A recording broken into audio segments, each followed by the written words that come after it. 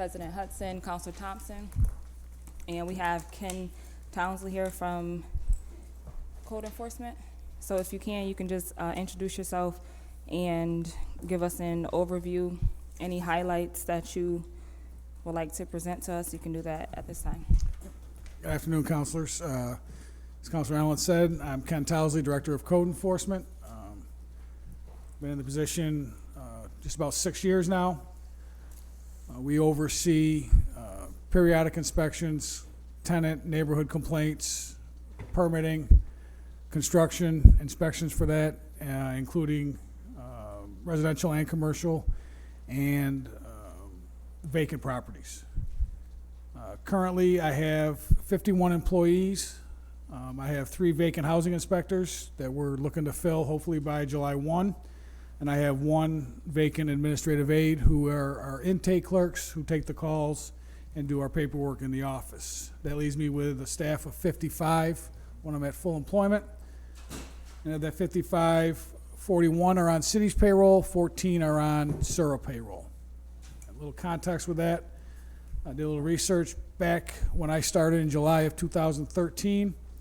We had a full staff of 56 with 32 on Syracuse payroll and 20 on city payroll. So over the course of the last 6 years, we've kept the same amount of employees, but did a good job of making them civil service and putting them on civil city payroll. Okay, your the permits. So is that the same as? Is this going to move over to innovations? Is that the same thing, or is this different? What do you mean, Councilor? Innovation is going to help them figure out how to do it more. So they're going to be helping you guys. Yes, okay. they're helping us to become more efficient. Jake Dishaw, head of the Central Permit Office, has been working diligently to come up with ways to speed up our process, working with design professionals to come up with a plan so everybody's on the same page going forward of what they've got to submit so we can get these permits out to them and start construction sooner. Okay, and since we did just have innovations in here, or API, sometimes they make, I guess, recommendations for different departments. Were there any other recommendations that they made for your department to kind of assist you guys to perform better? Yeah, over the last 3 or 4 years, I've worked real close with the innovation team. They've worked with the land bank getting us a house for healthy housing initiative. We had a open house last May, June timeframe, to where we brought providers and walked them through with code inspectors. That was an idea. Working with them now, looking at some type of REAP program, rent escrow account program. I've been working with them on that. A Rent Logic, a good landlord program. So they've had a lot of opportunities to share with me, and as I've told them from day one, I'm open to anything to help us try to get better compliance in the city. Okay. All right, Councilor Rudd? Okay. Well, just any update on the reorganization? So as I mentioned earlier, hopefully in the next 2 months, I'll have those housing inspector positions filled. That'll give me the full staff of inspectors, and at that time, we'd roll out the geographical areas late summer, early fall to have that ready to go Of this year? of this year. Great. What's different this year than last year? Because wasn't it kind of a similar plan? Yes, the same exact plan, Counselor. What I had 2 employees who left for different positions without my knowledge, not knowing. I had 2 retirements. The biggest issue I had filling these positions were the minimal qualifications, trying to get a diverse group of inspectors to look more like the community that we're working on. The minimal qualifications were difficult to achieve. So working with Onondaga County, and they were great with us. They've helped with the qualifications where they do have to have some inspection experience, but not as many years. They've also added any type of BOCES training or outside construction training that they've received as certification to use as qualifications. And how are you getting the information out? Working with personnel, they've done Indeed. We've posted it on the county's website, and then our normal posting procedures. So you have 21 inspectors, I have a total of 26. 26, and 2 left? So I have 3 housing inspectors left to fill. So once they're filled, I'll have 21 inspectors that are gonna be broken up into the city. There's 2 inspectors that are solely gonna deal with commercial construction. Any commercial renovation, commercial new building, their sole purpose is to inspect those projects. I also have mechanical and electrical inspectors as well.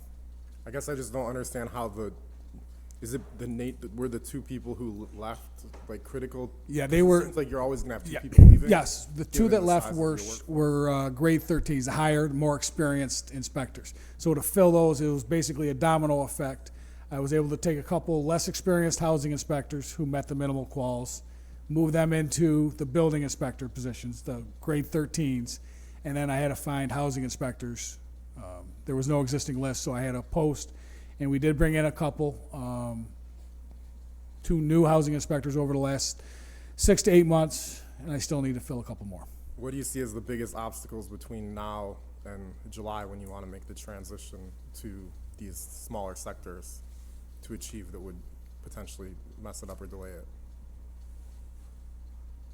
I think the biggest obstacle is going to be working with the inspectors to understand that change is good. This is a complete different method of performing their inspections than they have for 30-plus years. So working with them, I've been having meetings with them over the last couple of years. I've met with their union representatives, explaining that this is a good thing. I think the biggest thing is to understand that change is never easy. So you have guys who were set in their ways for 20-plus years to understand that to make progress, we need to do things a little bit differently. Is the union still an obstacle, or has No. there been buy-in? No, I've had constant communication with the union on this. Their union president explained it thoroughly how we're going to work this going forward. There's going to be an opportunity for promotion within, with the training that we'll provide to the inspectors. So I think they understand what we're trying to do, and they've been on board. Thank you. Just well, maybe 3 questions for me. All the time I've been here, certificate of adequacy. 1 and 2 family. So that is a new thing. No, we've always had the certificate of adequacy. Right. The big push on that, why we have an increase in that, is the land bank, when they sell a home, they require a certificate of adequacy by our office on a 1 and 2 family. Gotcha. And maybe this was communicated to me, but I don't see COUs on here. Certificate of use. Right. That is gonna fall under finance, but I believe it is under my, it's under my revenue. It is? Okay. Yeah, 425, 480, certificate of use, proposing about 85,000. Page 7. Thanks, son. Okay.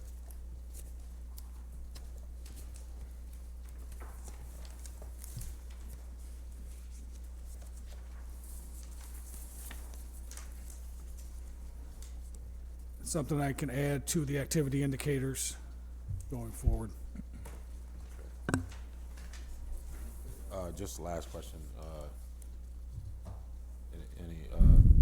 How has the rollout been for the new 1 and 2 family inspections? Glad you asked that, Counselor. So, I know I've said this a few times, but back in July, we've sent out 1,000 letters with applications to properties. Approximately 35 to 40% sent in applications. We performed inspections, so that was a good thing. Same numbers as we've had for years. The question is, what were we going to do with those ones that never applied? So back in March, we started citing those properties that didn't apply.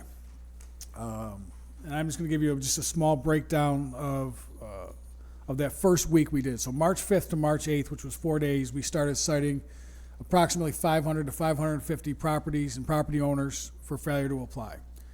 So in that first week, 74 properties and their owners were cited. We have 22 of them that we've sent to the BAA, that they have been served, and they're going to be going in front of their hearings. Half of them, 35 of them, we've received applications, And of that, half of those we've received, we've issued the certificates. So of those 35, 9 have been interior and exterior inspections, 14 exterior only. 10 of them were family-based affidavits. So they've come back, signed an affidavit stating that they have a family member, a son, daughter, that are living there. And then we have a handful here and there. A couple of them were housing authority properties, which we don't have jurisdiction over. We found that there's a couple vacants that we had to add to our list. And then there's 9 that we've referred that we either haven't ticketed yet or they haven't been served yet. So my take is between the knowledge of being cited and with the language we put in the letters that you can go to the BAA, I think it's been a positive outcome. So hopefully in the next month, all those properties will be either cited, ticketed, or receive an application. So what was that's great to hear, by the way. Sorry, I didn't want to be cutting into you. So it was 70, how many? 74 property owners were cited May 5th or March 5th to March 8th. And how many have rental registry certificates as of now? Or Four have issued. We've issued 4. And there's 21 applications that we've received that either we haven't performed an inspection yet, we're waiting on a scheduled time to perform them, or they have open violations after the inspection. okay, so at least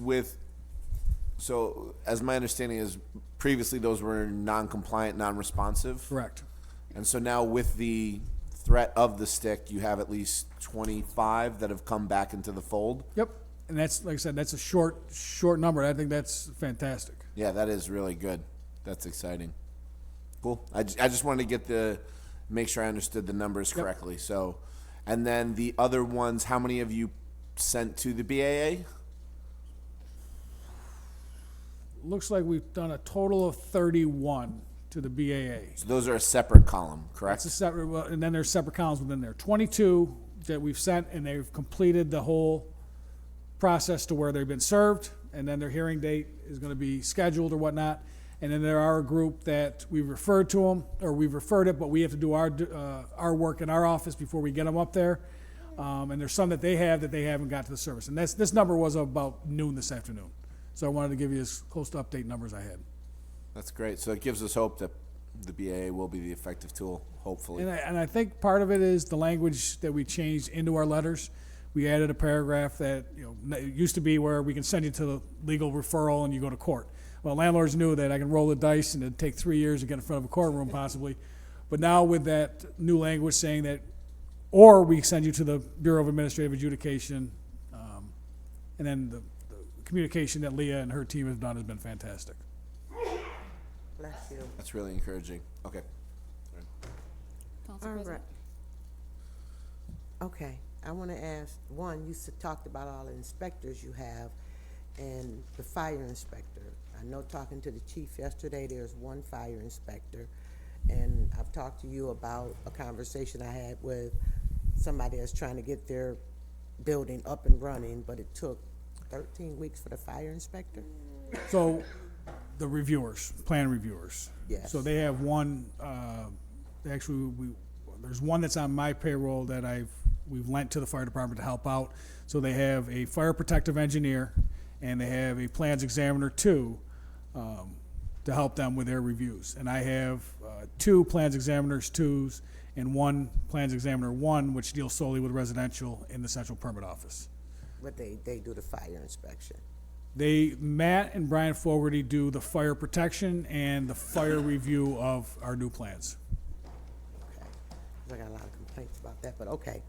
And then under No, equipment. stay with that, because I go. Okay. So are they hiring, the chief said yesterday that they were looking to, that in the budget, there's a fire protection, Yep. so that there would be 2 to do these inspections. Is that, do you would be- understand that? Yeah, I've talked to Chief Mons regarding it. He is looking to put on a second fire protective engineer. That doesn't mean I would take that plans examiner that we've lent them. They could still utilize that to help with their process to go forward. So there is a little bit of lag time with the fire department, and I get that. You can come up. It's not only the lag time that we hear about, or what we hear about, and I've spoken with you, Stephanie, is that they come in at the end, and everything seems to be fine, and it's like, whoop, Yep. we gotta go back to square one. Yep.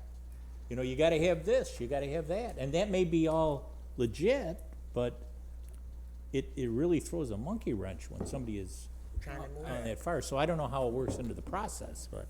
Sorry to interrupt, but if I might, I'm going to allow Ken to just clarify the difference between fire inspectors and fire plan reviewers, because there's several fire inspectors that are on fire's payroll. But regarding, you're right, the process where it seems like everything's great, the permit is issued, and then there's some sort of weird follow-up thing. Oh, you didn't have a sprinkler where there has to be a sprinkler.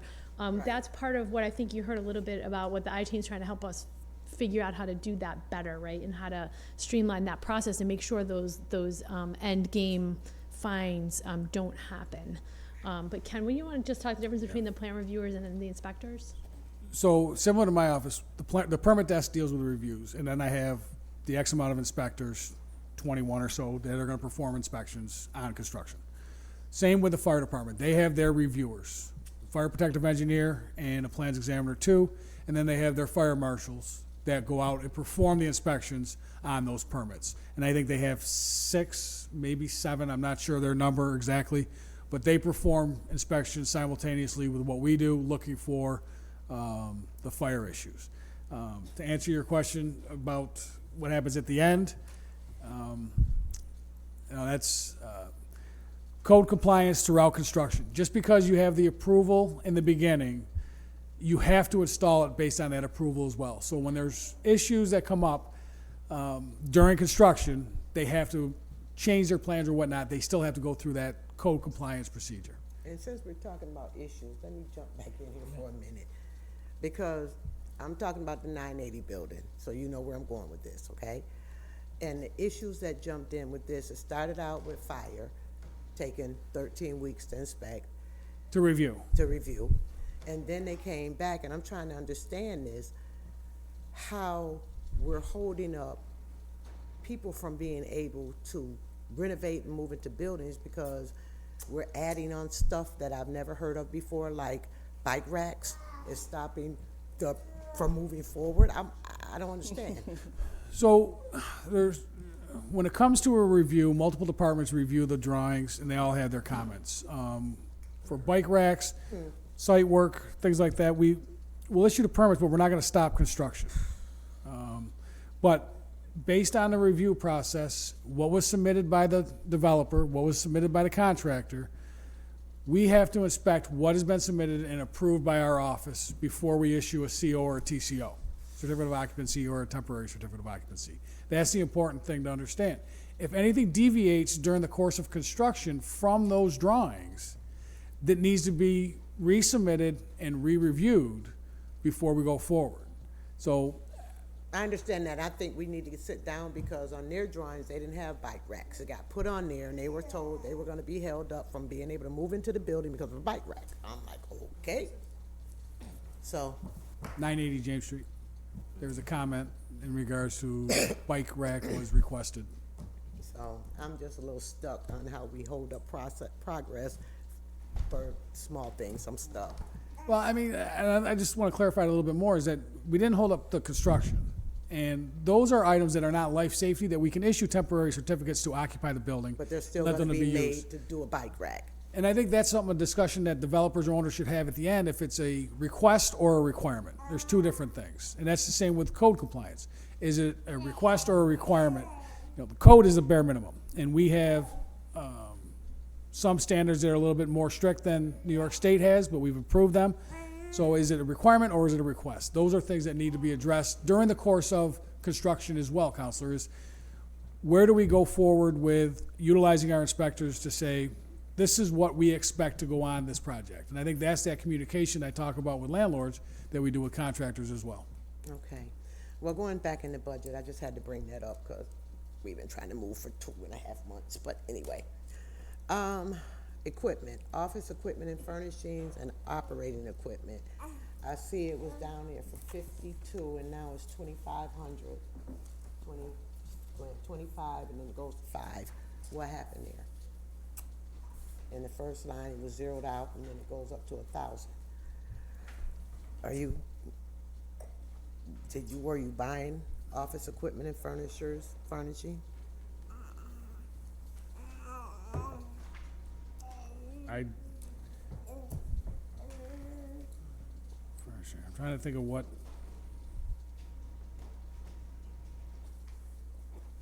I'd have to look and see exactly what, I want to say that one of these lines may have picked up. Correct me if I'm wrong, Mary, that the car, remember I had the car issue, the Codes car? I don't think this is it, and I don't have my detail with me, but we can get this information. Okay. That's all I think I have. Okay. Counselor Thompson? Thank you. I've got a specific one I want to talk to you about after, but is it a policy now that if a business or a resident, I'll say business because this is a business, is delinquent in their taxes for water at their house, which is not the property of that we hold that against them, or their taxes and their property, which may be in the county somewhere, but they're operating in the city? So I think what you're asking about is the certificate of use when they apply.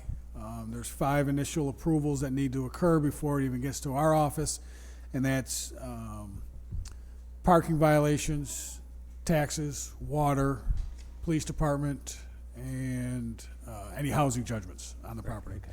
So they look at not only the property owner, but the business owner who's applying for the business certificate of use. And if they have any outstanding payments to the city, then they will be denied until they're made current. So if they're an LLC, they will not, because LLCs don't have anybody assigned to them. But if have a property owner that runs the business, they would be. Well, the LLC, I know with the rental registry, you have to give the principal of the LLC, and an LLC cannot be an owner occupant, for example. So I'd have to look in to see if that's the same case with the certificate of use. But if that LLC has any out, because I see LLCs that are in back taxes, then they will be denied as well. So if there's any monies owed to the city for any of those reasons, they will be denied, regardless of an LLC or a single proprietor. And what is the remedy for working through that now? It's either A, pay up immediately, or B, is there? I mean, I guess it's going to depend on the amount. I know housing judgments, we have conditionally approved certificate of uses if they've gotten into a payment plan with our law department. But my belief is if you owe money to the city, you should not be able to open up a business without that certificate of use. You know, come up with some type of plan to pay it. I mean, that's been in the ordinance, and that's not a policy. That's been in the ordinance since it was adopted in 2013.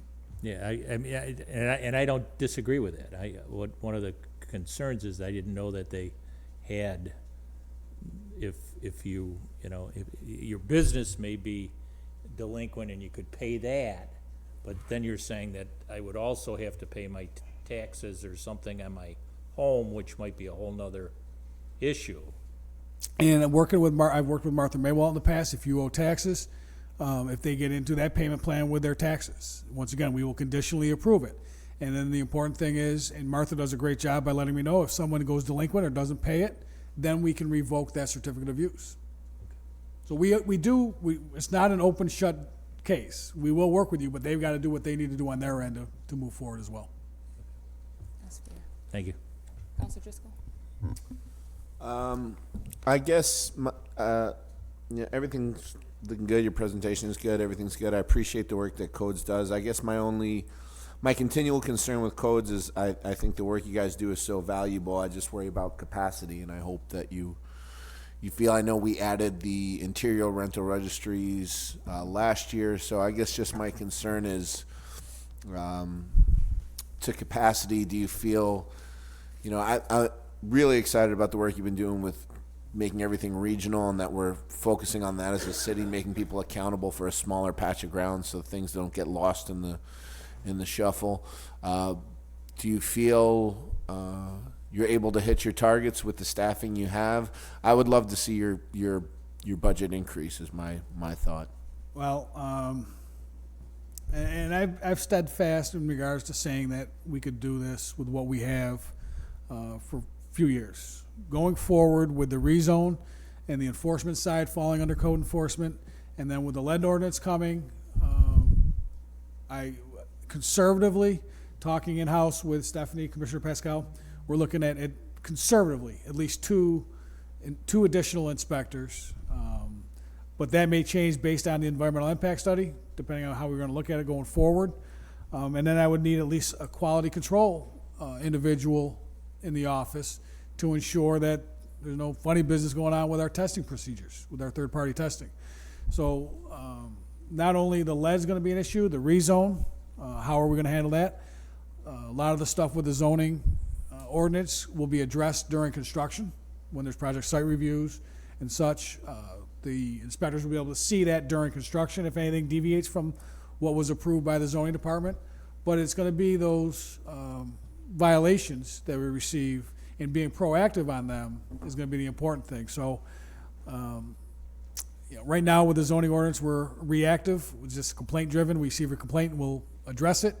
But with a rezone and the new zoning ordinance, for that to work, it's going to have to be enforced properly. So looking at numbers there as well, how we can handle it. Can you go into that a little more about the zoning stuff? So how will that fall to codes? What aspect of the rezone will fall to codes? The enforcement of the violations regarding it. So if Someone's front developing, street, front yard parking, too much signage, Dumpsters. dumpsters, yep. all that will fall on codes, and you think that will greatly increase the workload for your team? I couldn't even give you, it will increase the workload. Can't give you an estimate because you don't know what rezone's going to be like Because yet. all we've done is reacted to it. We've reacted to the complaint, so I don't have. So with specific rezone, they're expecting you to be proactive on those? I expect to be proactive. You on expect it. to be I want this. If we're going to rezone the city of Syracuse and have a new zoning ordinance, it needs to be treated accordingly. Right. Good. And to the lead conversation, as one who's, we've had a lot of meetings about this legislation and our aspirations to pass it in the coming year. To those capacity concerns, what do you see as possible solutions could, beyond just pulling from the general fund?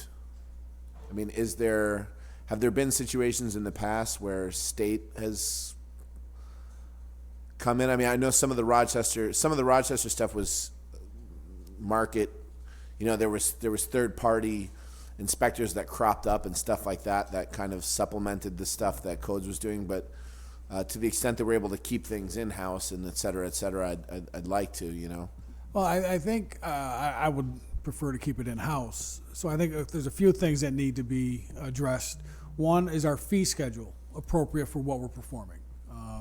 Working with people in my office, we're going to do a real-time, how much time are we spending on inspections? What are we doing? And that's not just the inspector. It's the taking in the call, setting up the appointments, the permit desk taking in applications for certain inspections, the re-inspections, the letters, the mail, the postage, all that. We need to address that. And I've used this as an example for years.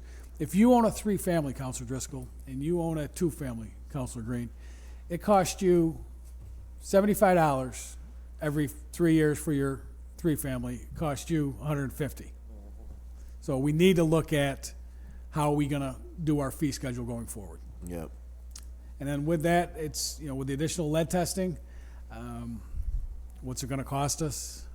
That I can't answer. But I think, as with anything else that's new, if we train the employees properly, we become efficient at it and effective at it, that cost will not be as burdensome as it is. Because I went through a couple of these inspections with the inspectors at Rochester, and I think he performed 3 windowsills, 3 windows, whole windows, all in 20 minutes. But he's also been doing it for 10 years. So eventually we'll get there, but I think in the beginning it's going to be a bumpy road. Yeah. Okay. Thanks. Yeah, I guess I would just try to say, yeah, I would love to try to think. I know it's hard to figure out what the needs will be, and I guess it just will be a bumpy road, but it would be great to try to factor in some offsetting ask somewhere, whether it be from the administration or from the county or from the state, if we're going to need more resources to make the road less bumpy, to start those asks now. And I think before we ask, not to cut you off, Counselor, No, is no, that it's- I've got to please. look wholly in our office and make sure that we're doing what we need to do on our end. And one of them is that certificate of compliance. Like you said, assessing what Working with the Your university revenue is streams, going to be, I think, a priority of mine this year is they have their fire protection, fire inspectors, whatever you want to call them, up at the university who are certified just like the inspectors in my office are. So is it something that I can work with the university on, saying, you supply us we'll come up with some type of form, a sheet, that those buildings, the dorms, the frats, are code compliant and that meets the certificate of compliance aspect. Those are resources that I don't have to spend with the inspectors up there for 3 to 4 weeks during the summer, where I can have them concentrate in those areas that we talked about. So that's something, reallocating my resources, but using a third party, so to speak. right. And, I'd have to, is it financially worth it? Does the resources that we're going to use elsewhere offset the cost or the revenue we received for those compliance certificates in the past? So there's things I need to do before I'd go ask and put my hand out. Great. Thank you. Appreciate it. Okay, Counselor Green? Do we have metrics or expected timelines for approvals for certain things, like a porch? Like, what's a reasonable timeline for what the homeowner should expect for that? So we do have metrics. Residential remodel is 2 to 4 weeks. You know what? I'm going to ask Jake Dishaw, head of the permit office. Let him go with the metrics. Good afternoon, counselors. Jake Dishaw, Director of the Central Permit Office. So one of the things that we have started with the I-team is one of our OKRs is measuring our permits, different types of permits, and establishing timelines of what we think is, a goal that we want to reach for start to finish, from time we take an application in to the time of issuance. So to answer your first question, our residential projects where our homeowners are coming in, decks, fences, those things are typically handled right over the counter. Somebody can walk in right now and walk out in about 15, 20 minutes with their permit, assuming they have things like their survey, some minor details of the work that they're proposing, so we can write up a permit and get it issued to an inspector right away. So smaller projects like that, as long as we have a survey, can typically be done on the spot. Sometimes we have folks that walk in late in the day, that they're coming from work. We typically stay open until 5, but we've been there close to 5:45, 6 o'clock, because we have a line out the door. So those types of customers, we typically try to get in and out same day. Anything that involves a more extensive review, like an addition on a residential home or a new construction home, we'll take in plans. They typically are stamped drawings from an architect or an engineer, so those require a bit more time. But I want to point out that since we've started these goals, our goal is to issue 95% of our permits within our timeframes. We are inching a little bit closer to that. Last I looked, we were at 84% of our permit applications were reviewed and issued within the timeframes that we have established. So. Cut you off, you can finish, but okay, you're saying within your time frame. What's your time frame? I Yep. know what it is for residential, but what's the Certainly. time frame? Yep. So for a new commercial building, brand new from the ground up, we try to get to those in 8 weeks. For a commercial renovation, we're looking at 6 weeks. And those are I'll be honest with everybody in this room, and it's no secret, that has been a challenge, and that's our focus area. And it's not just with the permit desk and the building code review, it's all the reviewing departments that are a part of a larger project. So it's zoning, it's fire, DPW, engineering.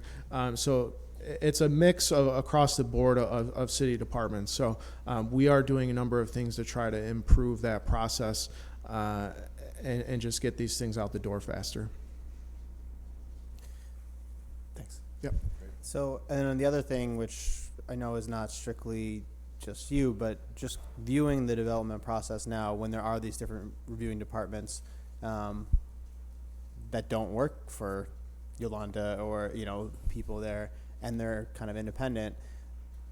One of the structural things that I think creates delays is that they may have concerns that are legitimate concerns, but in the grand scheme of the benefit of the project, you know, the project should go forward. But because the pre-development process isn't overseen by someone as empowered over those departments, it's basically reviewed by a series of equal departments, and as a result, a single one can, you know, throw a monkey wrench in it. Does it make sense, or are there other communities where it's like almost a deputy mayor role, or someone that's really empowered to be able to tell a fire department or police department, that's a legitimate concern, but the benefits of this outweigh your concern?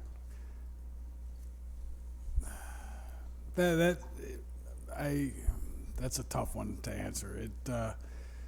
Because you're dealing with some municipalities, a lot of what they deal with reviews are third-party reviews.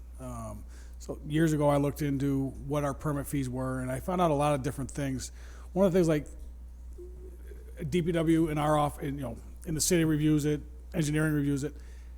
Other municipalities, smaller ones, actually get third-party individuals to review them for us. The question you ask is, what is the concern that's brought up that we could issue a permit on? I guess it would be a case-by-case basis. Because if it's something that affects the building layout, it starts a whole different ballgame. Zoning would need to get involved again, and in turn, it may affect the egress issues where fire and codes is going to have to review the plans. So I guess it's all dependent upon what is it that their major concern is. And I've seen enough permits where they've conditionally approved these plans with those concerns. The important thing for us, and that's going to fall under the permit desk, is to ensure that those concerns are spelled out to the developer or the contractor when they pick up their permit. So you print out the comments, and as long as they have those comments on that submittal, I think that's the way to do it going forward. We do issue them now, but we need to reiterate to them is that you have to read these. And that's part of what we run into, Councilor Hudson, is at the end, is that they didn't read the whole submittal or the transmittal. You need a fire alarm system. It'll say it in that transmittal from the fire department. Well, they go on and build, there's no fire alarm system. So at the end, They're waiting for the inspection, 13 weeks. So I'm gonna hand this over to Council President. I have to go pick my kids up, and I gotta be there in 20 minutes. So I'm gonna leave this in your hands, okay? All right, thank you. I have one more follow-up question with that. So are we headed toward getting this online, because it seems to be the correction? Because that way, even the architect can make changes and put them online immediately, and so you don't lose a week with them. You don't have it sit on somebody's desk who's gone, and I used to sign off on these things, and I know that happens, so. So I'll let Jake address that, but we are at a point with online permitting. Sure. I'll start off with just talk about our first phase of our first phase of e-permitting. So Ken and I kind of spoke. We're like, where can we focus on kind of rolling this out as a starting point? And due to the way we issue some of our mechanical and electrical permits, they're applied for and obtained by licensed contractors. So there's no plan review involved. We hold them to a city license. They have to take an exam, pay, pass. Once they hold that license, now they have the capability to come in and apply for those types of permits. So we are very close to rolling out e-permitting for our electrical and HVAC permits. We're currently working with IT and finance to figure out the credit card payment online with that. So once that is set up, we will roll that out, and people will be able to apply 24 hours a day, 7 days a week, from anywhere, from a mobile device, from their desktop computer at home or their office. We do have a kiosk in the permit office right now that we're using as a marketing and teaching tool. So we know who our target audience is for our electrical and HVAC contractors. So when they come in, we have introduced this to them. They have to, we guide them through the process of what it would be when they're at home. We have a 32-inch monitor on the wall with a keyboard. So we're teaching them and showing them and kind of marketing it to them. And once we're ready to accept credit card payments online with that, they won't have to come in anymore. So we've gotten very positive feedback. So that would be kind of like an initial starting point or phase. Moving forward, we are exploring potential software programs that can be a permit management system. But so that would include workflows, but also in conjunction with digital plan review software. So, but that would include investment in hardware and software, potentially, from an IT world, I don't know, new servers, stuff like that. But instead of large prints, as big as, 4 feet by whatever, these things would be submitted digitally and people would be working off of a screen. So counselor, if you submitted something digitally, I'm looking at the same thing as zoning, as DPW, as fire, all at the same time.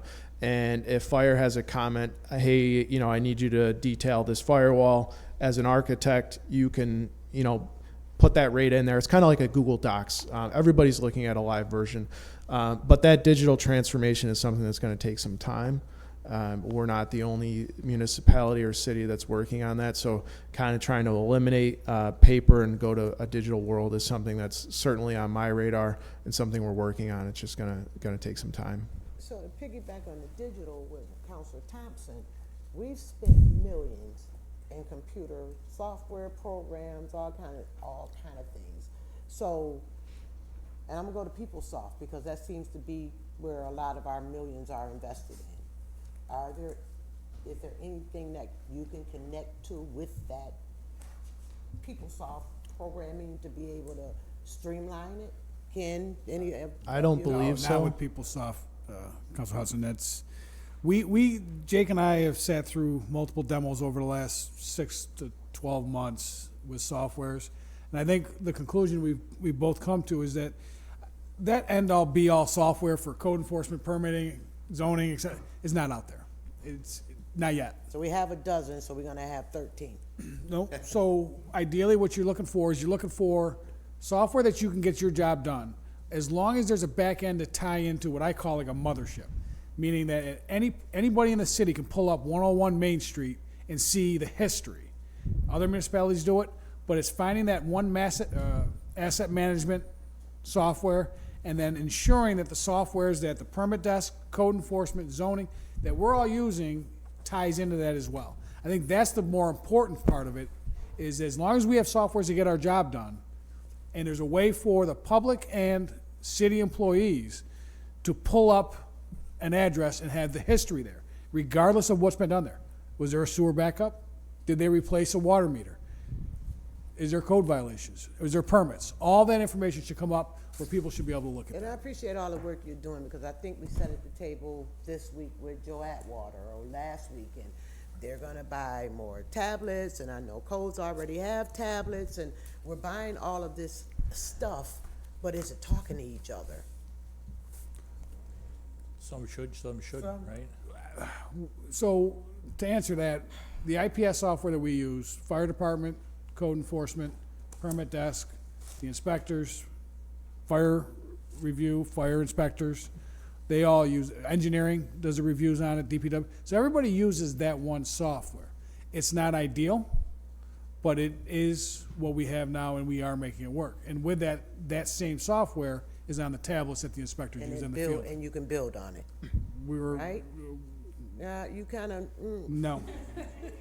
We're building on it, but I think we're close to the capacity. okay. One more thing I'd like to add to Councilor Thompson is just one thing that we have invested in that we'll be rolling out very shortly is a tool called Open Counter. And it's used nationwide by probably a dozen or so municipalities, some larger cities than the city of Syracuse. But what Open Counter is kind of the front end user experience before we get into some of these solutions and softwares that we would use internally for our workflow and review. So what Open Counter is it's a zoning, it starts as a zoning discovery tool. So counselor, you could click on any parcel in the city and it would tell you what is allowable on that parcel of land. So this is going to save users time from coming into our office. It's going to save office time answering phone calls, returning emails. But beyond the zoning discovery tool is it'll also include a business portal, which you can go on, select your parcel. You could search pizza shop and it will tell you where you can legally open a pizza shop and meet zoning requirements. Beyond that, it'll ask a series of questions that you can answer, and it'll tell you what permits you would be required for the type of work that you're proposing, and an estimated cost based on our fee schedules. We've been working very closely with the company, so they have our permit fee schedules, and based on what you answer and the value of the work and the number of items you're having installed, it'll tell you need an electrical permit. It's going to cost you about $1,000. You need a building permit. You need a fire alarm permit. You need a plumbing permit. And then it'll direct you, to take that information and to come into our office. So on the front end, it's a solution for them to start to interact and get answers before even stepping foot in the permit office or City Hall or City Hall Commons. Then there's a residential portal as well that would include, your decks, fences, ramps, your typical single-family residential projects where you can go on, tell us what you're doing, tell us how much it's going to cost you, and it'll tell you what the process is and how much and what permits you need. Thank you. Yep. Anything else? That's wonderful. No? All righty, one more quickie, Ken. When you talked about SU and the inspectors there, Yep. are they gonna do the luxury apartments that they built? Or that's for their students, or are we still doing No, those? we'll still perform those. Those are private, not owned by the university. Yet. Okay, all right, we're good, It's our tax money, right? all right. What's that? It's our tax money.